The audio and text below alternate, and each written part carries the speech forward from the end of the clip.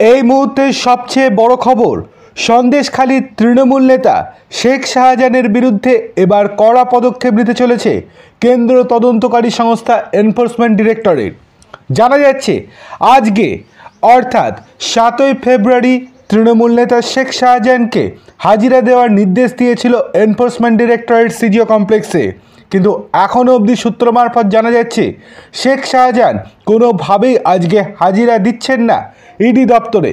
কিন্তু ব্যাপার হচ্ছে টানা দুবার নোটিশ পাঠানোর পর এবার কি করতে চলেছেন ইডির গোয়েন্দারা।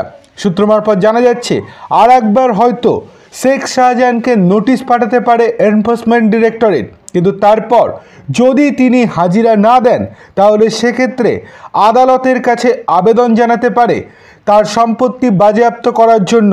অর্থাৎ শেখ শাহজাহানের যত বৈধ এবং অবৈধ সম্পত্তি আছে সেই সম্পত্তি যাতে বাজেয়াপ্ত করতে পারে এনফোর্সমেন্ট ডিরেক্টরেটের গোয়েন্দারা, সেই জন্যই আদালতের দ্বারস্থ হতে পারে তারা, যদি না শেখ শাহজাহান 3 নম্বর নোটিশের পরেও হাজিরা না দেন।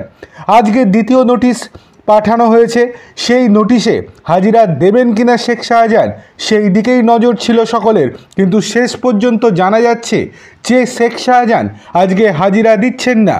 এর পরবর্তীতে হয়তো আগামীকাল আরও একটি নোটিশ পাঠানো হবে সরবেরিয়ার তৃণমূল নেতা শেখ শাহজাহানকে।